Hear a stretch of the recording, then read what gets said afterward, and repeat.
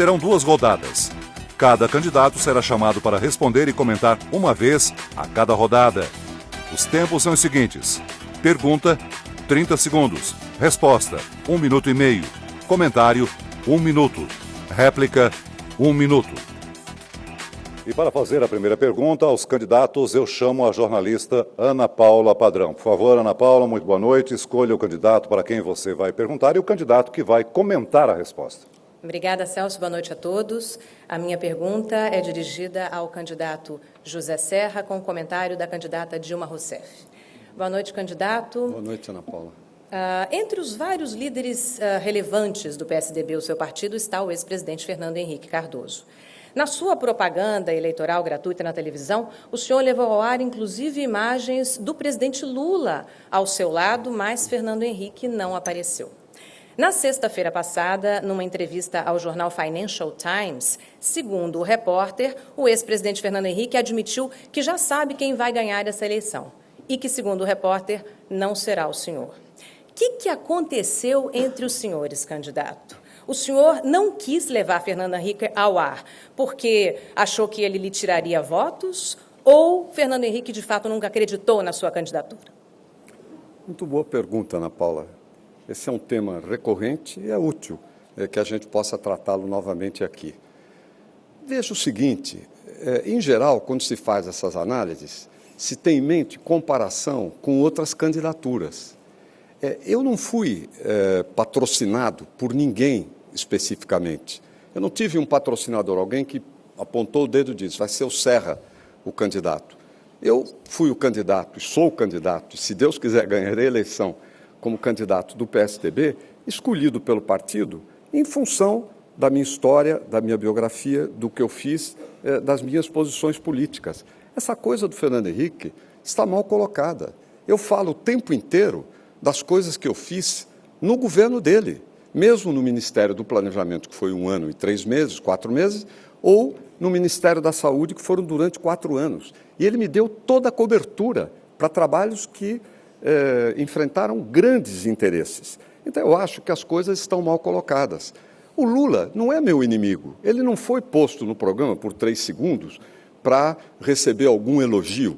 Foi porque era uma circunstância de argumentação de que, no caso, cabia, ele sendo o presidente da República, estando o tempo inteiro na mídia, falando, presente, etc., participando de campanhas, foi citado. Eu não trato adversários como inimigos a serem extirpados, ao contrário, aliás, do que o próprio PT costuma fazer. Isso causa estranheza. A candidata Dilma Rousseff tem 1 minuto para comentar a resposta do candidato José Serra. Eu acho que tem uma atitude muito diferente do candidato José Serra em relação ao governo federal, ao qual ele serviu, e que ele sistematicamente esconde o presidente, que é importante, porque era a liderança do partido, e que representa a experiência política do PSDB e o governo do PSDB.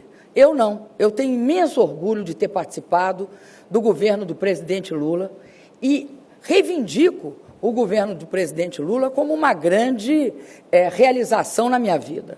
Agora, considero muito estranho que o candidato José Serra utilize a imagem do presidente Lula à noite e, durante o dia, faça críticas sistemáticas ao governo. Por quê? Porque fizeram uma oposição bastante raivosa contra nós. Nós não temos a prática do ódio, pelo contrário, sempre achamos que a esperança vence o medo. Candidato José Serra. Dilma, olha, vocês têm uma atitude de muita ingratidão com relação ao governo Fernando Henrique. Ele fez o Plano Real, vocês, e você, inclusive, foi contra o Plano Real. A Lei de Responsabilidade Fiscal, vocês, inclusive você, foi contra a Lei de Responsabilidade Fiscal. O Fundef, que era mais dinheiro para a educação no Nordeste, vocês votaram contra. Uma providência que evitou uma crise financeira chamada PROER, vocês foram contra. Depois, no governo, vocês aproveitaram tudo isso. Então, um esquema de ingratidão e um pouco de fixação, eu diria, e de negação daquilo que o passado contribuiu para o presente, como o presente vai contribuir para o futuro. Eu tenho uma posição diferente. Para mim, o Brasil vai se construindo governo após governo, inclusive corrigindo os erros de cada governo. No caso do seu, o atraso na saúde, na segurança, na educação, nos investimentos. É assim que a vida vai. Eu chamo agora a jornalista Adriana Araújo, que escolhe mais 2 candidatos, um para responder e outro para comentar a resposta. Por favor, boa noite, Adriana. Boa noite, Celso, candidatas e candidatos. Boa noite a todos em casa.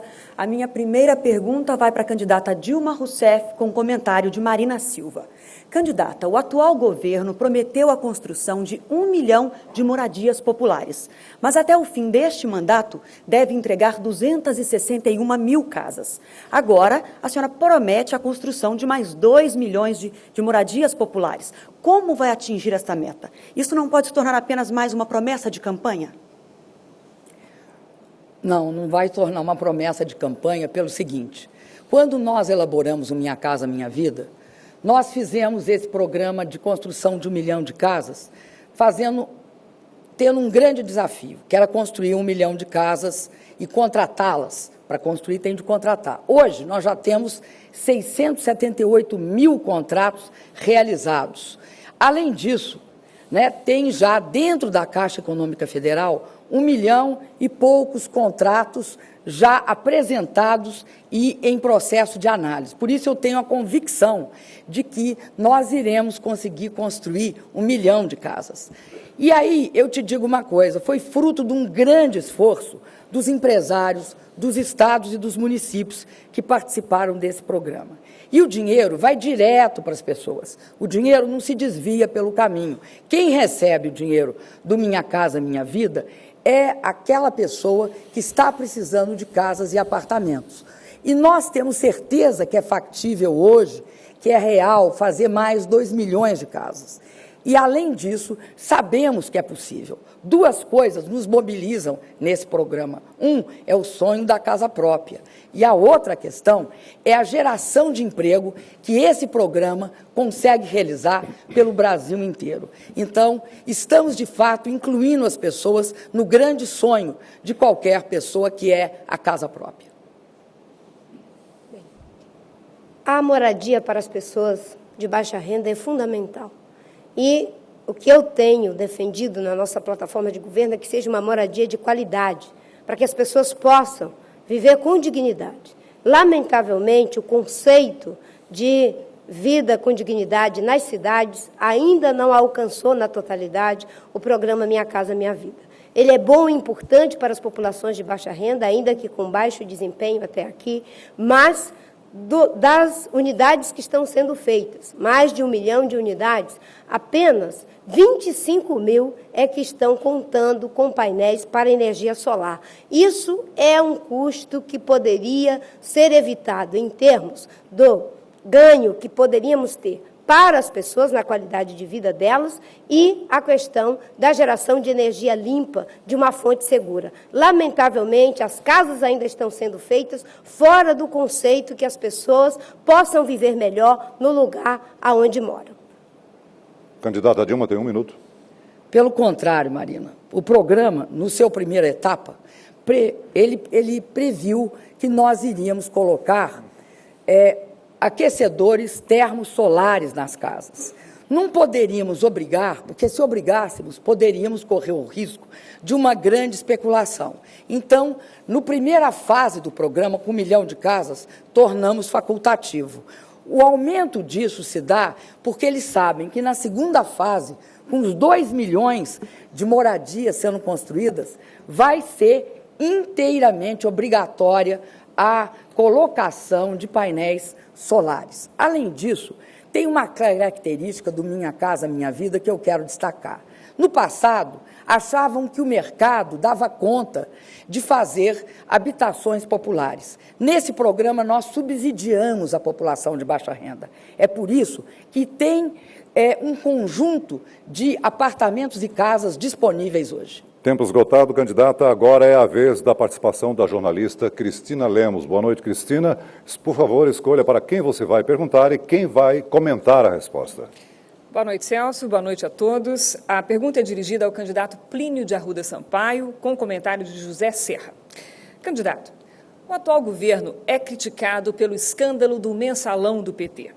A maior parte dessas acusações vem, no entanto, do PSDB, que é aliado do Partido dos Democratas, que também esteve envolvido com o escândalo do mensalão do Distrito Federal.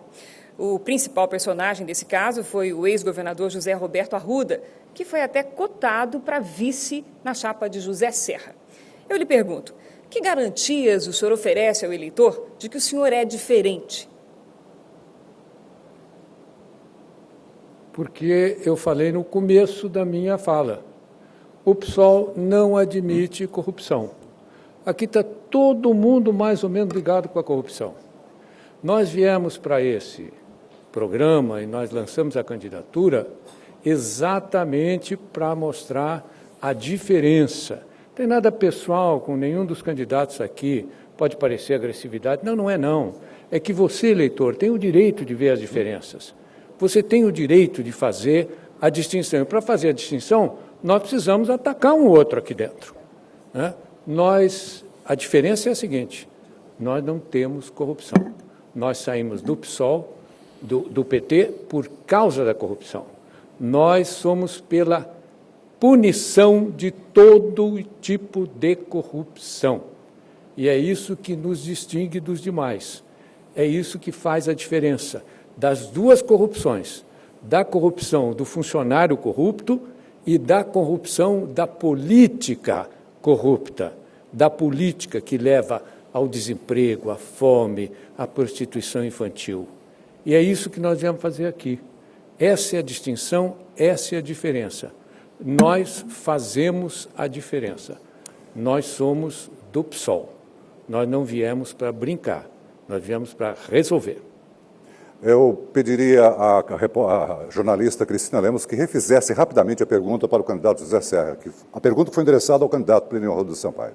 Candidato José Serra, eu peço ao senhor que comente... Mais perto. Pois não. Está melhor agora? O problema é que ela está fora do nosso campo visual. Mas acho que o candidato me vê perfeitamente, não é, candidato? Pois bem, eu vou repetir. Nós dissemos aqui que o atual governo é criticado pelo escândalo do mensalão do PT. No entanto, quem faz a maior parte dessas acusações é justamente o PSDB, que é aliado ao Partido dos Democratas, que também esteve envolvido com o escândalo do mensalão do Distrito Federal. E o principal personagem deste escândalo é justamente o ex-governador José Roberto Arruda, que foi cotado para ser vice na sua chapa. Então, eu perguntei ao candidato Plínio qual era a diferença dele. Candidato José Serra tem 1 minuto. Cristina, eu acho que as grandes denúncias do mensalão não foram feitas por partidos de oposição. Foram feitas a partir de revelações da imprensa.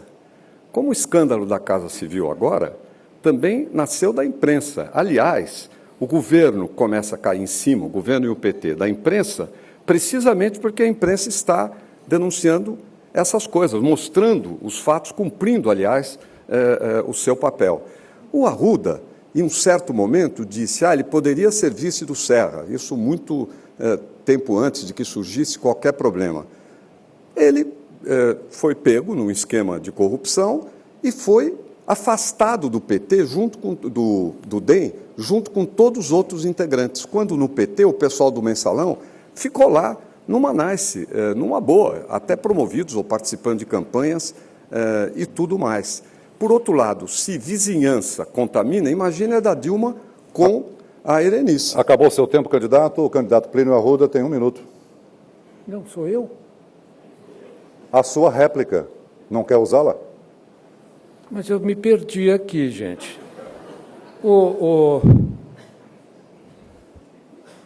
Eu confesso a você que... Réplica ao comentário feito pelo candidato José Serra a respeito da pergunta que o senhor respondeu. Não tenho condições porque fiz uma confusão.